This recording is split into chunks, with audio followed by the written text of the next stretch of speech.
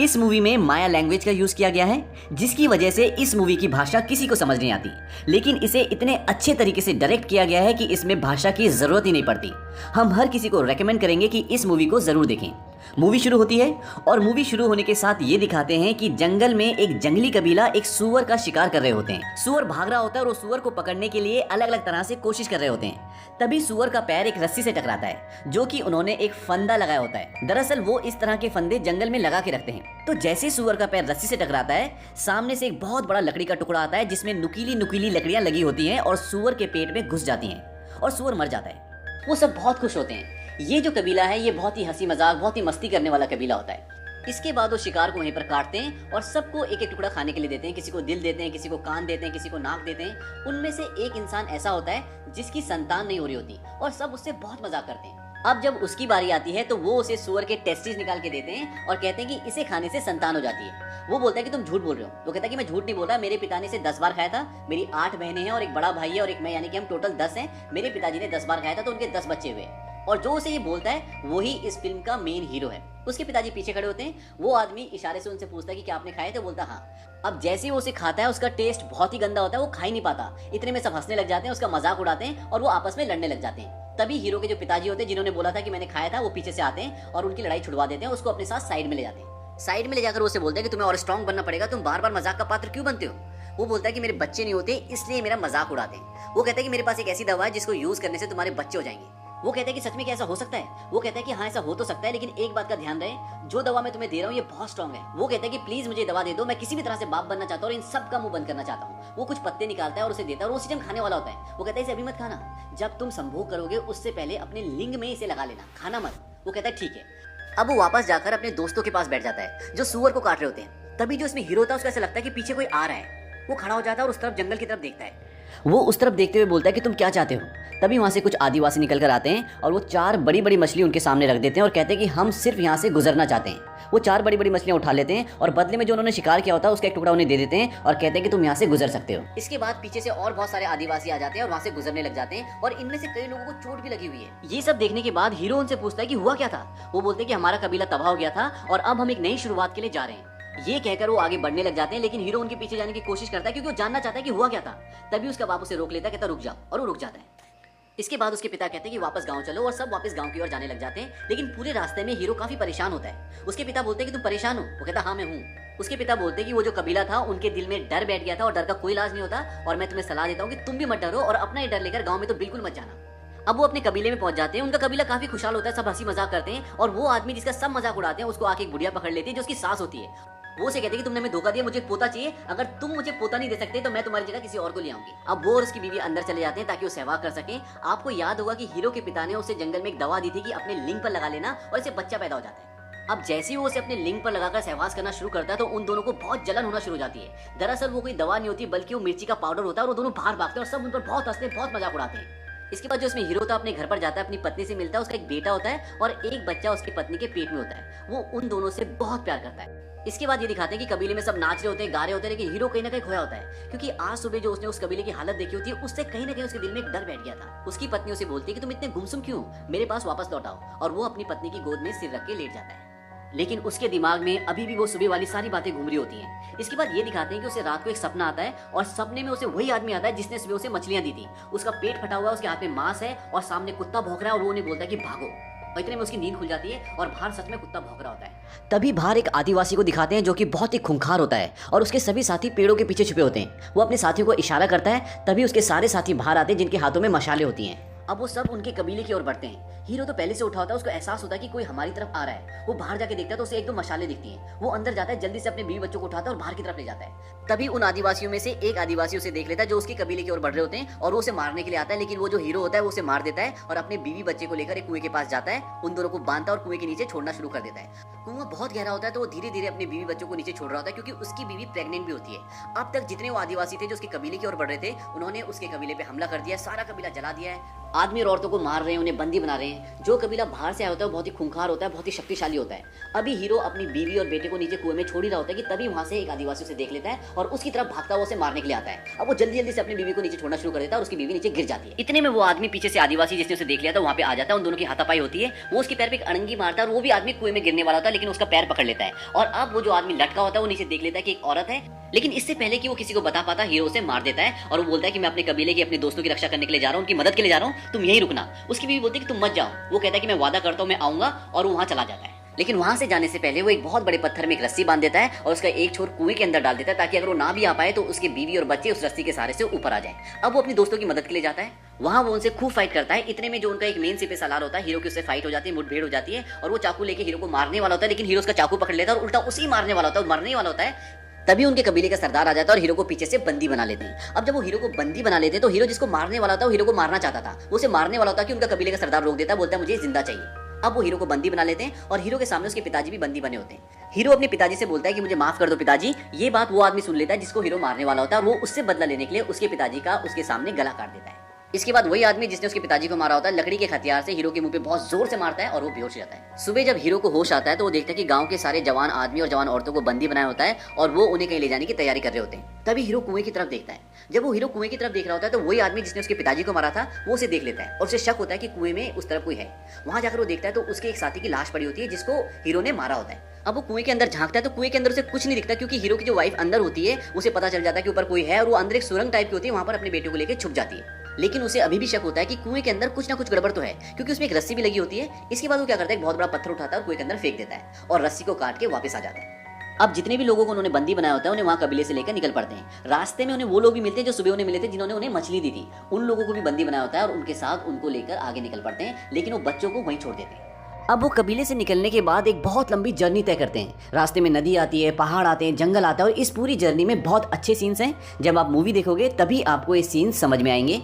अब ये लंबी जर्नी तय करने के बाद फाइनली वो उस जगह पर पहुंच जाते हैं जहां पर उन्हें पहुंचना था। अब बाहर बहुत सारी लाशें पड़ी होती हैं, वहां कुछ बीमारी फैली होती है, वहां पर एक बच्ची भी होती है। तो बच्ची कुछ भविष्यवाणी करती है। वो बोलती है कि पता है तुम कैसे मरोगे? कहती है कि बहुत ही जल्दी पवित्र समय आने वाला है, दिन में अंधेरा हो जाएगा, तो तुम लोग अंधेरे से सावधान रहना। उन लोगों को बोलती है जो वहां के आदिवासी होते हैं, जो उन्हें पकड़ के लेके आते हैं, मतलब जो विलन होते हैं। वो कहते हैं कि तुम्हें यहाँ पर किसी एक की वजह से बाहर ले जाएगा और तुम सबका अंत हो जाएगा, तुम्हारी इस दुनिया का अंत हो जाएगा। इसके बाद वो आगे जाते हैं तो देखते हैं वहाँ उनके जैसे हजारों लोग बंदी हैं जो वहाँ मजदूरी कर रहे होते हैं। उनकी हालत बहुत खराब होती है, कोई खून की उल्टियां कर रहा है, कोई बीमार है, लेकिन वो उन्हें वहां नहीं छोड़ते और एक गांव से होते हुए उन्हें आगे ले जाते हैं। इस गांव में भी सभी मजदूर और बंदी लोग होते हैं। अब उन्हें एक चबूतरे पर ले जाया जाता है और उनके पूरे शरीर में नीले रंग का पेंट लगाया जाता है। यहाँ पर वो लोग भी होते हैं जिनके गुलाम होते हैं और यहाँ पे कबीले के सरदार का स्वागत भी किया जाता है, जो इन सब को यहाँ तक बंदी बनाकर लाया है। एक आदमी पूछता है कितने बंदी हैं? कबीले का सरदार बोलता है कि मेरा बेटा बताएगा, पर इस बार पैसे अच्छे देना। वो व्यापारी बोलता है कि हमेशा की तरह पैसे अच्छे मिलेंगे।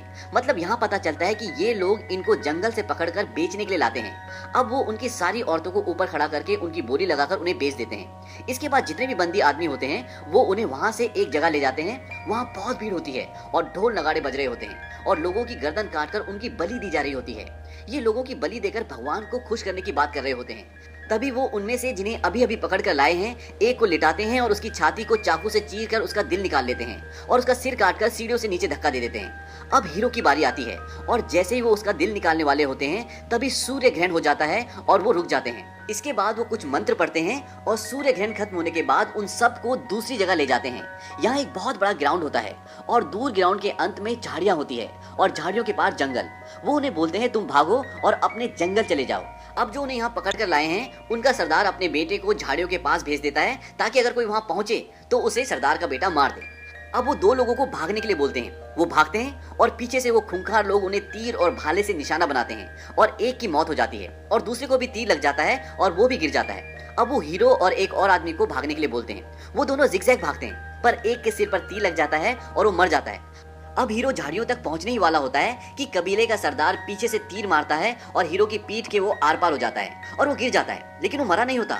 अब सरदार का बेटा जो पहले से वहां होता है वो उसे मारने ही वाला होता है कि वहीं पर एक और घायल पड़ा हुआ आदमी उसका पैर खींचकर उसे गिरा देता है और हीरो को बोलता है कि तुम भाग जाओ। लेकिन कबीले के सरदार का बेटा अपने हथियार से पहले उस आदमी को मारता है जिसने उसे गिराया होता है और फिर हीरो को। इसके बाद वो अपना चाकू निकालता है और जैसे वो हीरो को मारने वाला होता है हीरो उसका हाथ पकड़ लेता है और जो तीर उसे लगा होता है उसने उसकी नोक पहले तोड़ ली होती है और वो उससे उसका गला चीर देता है और हीरो वहां से भाग जाता है। अब कबीले का सरदार और बाकी के लोग भी वहां पहुंचते हैं, लेकिन सरदार का बेटा मर जाता है। अब वो सब मिलकर उसका पीछा करते हैं। हीरो घायल होता है, पर वो किसी भी कीमत पर अपने घर पहुंचना चाहता है, क्योंकि उसकी पत्नी और बच्चा कुएं के अंदर फंसे हुए हैं और वो उन्हें बचाना चाहता है। हीरो भागते भागते बहुत थक जाता है, क्योंकि वो घायल भी होता है। अब उसे एक पेड़ दिखता है जो टूट के एक पेड़ के सारे टिका होता है, तो हीरो भागता हुआ उस पेड़ पे चढ़ जाता है। उसके बाद वो कबीले वाले उस पेड़ के नीचे से गुजरते हैं, लेकिन वो उसे नहीं देख पाते। लेकिन हीरो की बॉडी से खून टपक रहा होता है, तो जब कबीले वाले नीचे से गुजरते हैं तो एक आदमी के ऊपर हीरो का खून गिर जाता है। कबीले वाले आगे पहुंचते तो देखते हैं आगे कोई हलचल नहीं होती, तो वहां पे रुक जाते हैं। तब कबीले का सरदार देखता है कि उसके एक आदमी के ऊपर खून गिरा हुआ है, तो जब वो खून देखता है तो वो ये समझ जाता है कि वो आदमी ऊपर कहीं पेड़ पर छुपा हुआ है। अब हीरो जिस पेड़ पर बैठा होता है वहीं पर वो देखता है कि एक ब्लैक पैंथर का बच्चा भी होता है, और तभी ब्लैक पैंथर भी आ जाता है। अब हीरो भागना शुरू करता है उसी तरफ जिस तरफ वो लोग उसे ढूंढते हुए आगे गए थे। अब उसकी हलचल से उन्हें पता लग जाता है कि आगे से कोई आ रहा है, और वो भी उसका पीछा करने लग जाते हैं, और उसके पीछे होता है ब्लैक पैंथर। अब ब्लैक पैंथर जैसे हीरो के करीब पहुंचने वाला होता है, उस पर अटैक करने वाला होता है, तभी कबीले का एक आदमी जो उसे ढूंढ रहे होते हैं वो ब्लैक पैंथर और हीरो के बीच में आ जाता है, और ब्लैक पैंथर हीरो को छोड़कर उसके ऊपर अटैक कर देता है और उसे मार देता है। और बाकी के लोग जो उसके कबीले के लोग होते हैं वो भी वहां पे रुक जाते हैं और वो ब्लैक पैंथर को मार देते हैं। उसके बाद वो आगे बढ़ते हैं हीरो को पकड़ने के लिए, और हीरो भाग रहा होता है। अब कहीं ना कहीं इन सब के दिल में एक हल्का सा डर पैदा हो जाता है, क्योंकि बच्ची ने भविष्यवाणी की थी कि तुम सब का अंत होने वाला है, और ये सब वो आपस में डिस्कस कर रहे होते हैं। तभी कबीले का सरदार बोलता है कि डर उसके दिल में है, तभी वो हमसे भाग रहा है। एक बार वो मेरे सामने आ जाए तो मैं उसकी स्किन को छील दूंगा, मतलब उसकी त्वचा को छील दूंगा।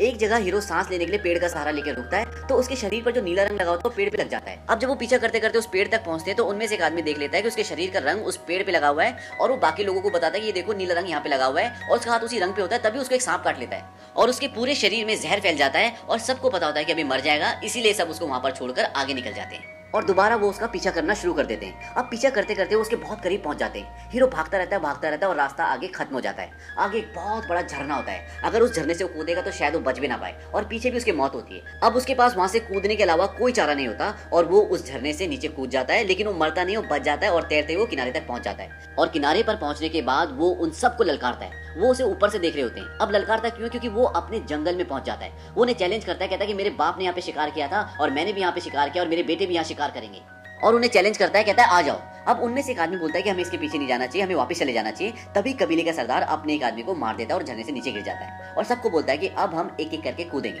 अब एक एक करके सब कूदते हैं। पहला आदमी बच जाता है, दूसरा आदमी जब कूदता है तो उसका सर नीचे पत्थर से टकरा जाता है और मर जाता है। इसके बाद सभी कूदते हैं और बच के वो किनारे तक आ जाते हैं और दोबारा उसका पीछा करना शुरू कर देते हैं। अब वो भागते भागते दलदल में गिर जाता है और बड़ी मुश्किल से बाहर निकलता है। वो बाहर निकलकर एकदम शांत खड़ा हो जाता है और बोलता है, मैं जैगुआर पॉ हूँ। इस मूवी में हीरो का नाम जैगुआर पॉ होता है, तो वो बोलता है कि मैं जैगुआर पॉ हूँ और ये जंगल मेरा है और मुझे किसी का डर नहीं है। अब वो लोग उसे ढूंढते ढूंढते आगे बढ़ रहे होते हैं, तभी वो खुद उनके सामने आ जाता है और उसने अपने सिर के ऊपर पत्ते में लिपटा हुआ मधुमक्खी का एक बहुत बड़ा छत्ता पकड़ा हुआ होता है। वो उस छत्ते को उनकी तरफ फेंकता है और वहां से भाग जाता है। मधुमक्खियां उन लोगों को बहुत बुरी तरह काटती है और वो लोग भी अपने को बचाने के लिए इधर उधर भागते हैं। अब हीरो को एक पीले रंग का मेंढक मिलता है। ये एक जहरीला मेंढक है। वो उसे पकड़ लेता है और कुछ बड़े बड़े कांटे तोड़कर मेंढक के शरीर से उन कांटों में जहर लगाता है। अब वो बहुत चालाकी से काम ले रहा होता है, क्योंकि वो इस जंगल को पूरी तरह से पहचानता है और वो यहाँ बहुत बार शिकार भी कर चुका है। वो एक पेड़ के मोटे तने में अपने शरीर का कीचड़ लगा देता है ताकि उन्हें लगे कि वो वहीं से निकला है, और खुद वहीं पत्तों के पीछे छुप जाता है। अब जब वो एक एक करके वहां से निकलते हैं तो वो एक पत्ते को गोल करके उसके अंदर एक कांटा डालकर जोर से फूंक मारता है और कांटा सीधा उस आदमी की बॉडी में जाकर गड़ जाता है जो लास्ट में आ रहा होता है। ऐसे ही एक एक करके वो उसे 3 कांटे मारता है और वो नीचे गिर जाता है। गिरते हुए उसके मुंह से एक दर्द भरी आवाज निकलती है जिसे उसका दोस्त सुन लेता है। ये वही आदमी होता है जिसने हीरो के बाप को मारा था। अब हीरो जब बाहर निकलता है तो उस वक्त वो आदमी भी उसके सामने आ जाता है। अब जो आदमी नीचे पड़ा है उसके सामने उसका हथियार गिरा होता है।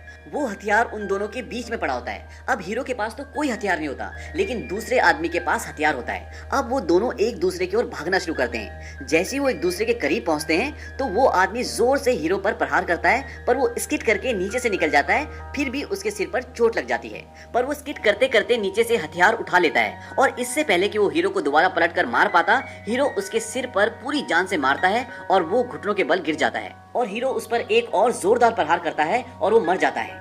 और अब बारिश शुरू हो जाती है और उसके बीवी बच्चे कुएं में हैं और कुएं में पानी भरना शुरू हो जाता है। ये बहुत ही इमोशनल सीन है क्योंकि उसकी वाइफ को पेन शुरू हो जाता है और उसकी किसी भी वक्त डिलीवरी हो सकती है। वो भागते भागते कुएं के पास आता है। उसकी बीवी और बच्चे बोलते हैं जल्दी हमें यहाँ से बाहर निकालो, लेकिन वो वहाँ से भाग जाता है क्योंकि उसके पीछे वो तीनों आदिवासी आ रहे होते हैं। अब उन तीनों में से जो उनका मेन सरदार होता है वो तो उसके पीछे निकल जाता है, पर वो दोनों पीछे रह जाते हैं और वो उसकी बीवी और बच्चे को देख लेते हैं। पर इस वक्त वो उसे पकड़ना चाहते हैं, यानी कि हीरो को पकड़ना चाहते हैं, तो वो उसके पीछे चल देते हैं और उसकी बीवी और बच्चे को वहीं छोड़ देते हैं। अब हीरो भागता भागता रुक जाता है क्योंकि उसे कुछ दिखता है। वो थोड़ा सा घूमकर आगे बढ़ता है, लेकिन तब तक कबीले का सरदार जो उसमें मेन विलन है वो उसे तीर मार देता है और वो तीर सीधा उसके दिल से थोड़ा सा ऊपर लगता है और वो वहीं गिर जाता है। अब वो बड़ी मुश्किल से खड़ा होता है और तीर को तोड़ देता है और उसे चैलेंज करता है कि आजा। वो अपना तीर कमान नीचे फेंकता है, चाकू निकालता है और उसकी तरफ भागना शुरू करता है। तभी उसका पैर किसी चीज पर टकराता है। दरअसल ये एक फंदा होता है। आपको शुरू का सीन याद होगा, जब वो एक सुअर का शिकार कर रहे होते हैं, सुअर का पैर भी एक फंदे से टकराता है और सामने से लकड़ी का एक बहुत बड़ा टुकड़ा आता है जिस पर नुकीली लकड़ियां लगी होती हैं और वो उसके शरीर में घुस जाती है। ये वही फंदा होता है। अब जैसे ही उसका पैर टकराता है तभी सामने से वही लकड़ी का टुकड़ा आता है और उसके शरीर में घुस जाता है और इस तरह से इस मूवी में जो सबसे खतरनाक कैरेक्टर यानी विलन होता है उसकी मौत हो जाती है। अब वो वहां से भाग जाता है क्योंकि बाकी के 2 लोग भी वहां पहुंचने वाले होते हैं। उधर दूसरी ओर कुएं में पानी भरता ही जा रहा है और पानी उसकी बीवी की गर्दन तक पहुंच जाता है और उसी वक्त उसे पेन शुरू हो जाता है और उसकी डिलीवरी उसी पानी में हो जाती है। और दूसरी तरफ हीरो भागते भागते समंदर के किनारे तक पहुंच जाता है। वो घायल होता है, बहुत थक गया होता है। तभी वो समंदर की तरफ टकटकी लगाकर देखने लग जाता है और तभी वो दोनों भी वहां पहुंच जाते हैं, पर उसे मारते नहीं हैं, बल्कि वो भी समंदर की ओर देखना शुरू कर देते हैं। वहां समंदर पर कुछ बड़े बड़े शिप खड़े होते हैं और नाव से यूरोपियन जिनके हाथ में क्रॉस का निशान होता है वो जंगल की तरफ आ रहे होते हैं। अब हीरो मौका देखकर वहां से भाग जाता है और कुएं पर जाकर अपने बीवी बच्चों को बचा लेता है। अब वो अपने बीवी बच्चों के साथ जंगल में जा रहा होता है, तभी उसकी बीवी दूर से वो बड़े बड़े शिप्स देखती है और बोलती है कि हमें वहां जाना चाहिए। वो बोलता है कि हमें जंगल में जाना चाहिए एक नई शुरुआत के लिए और वो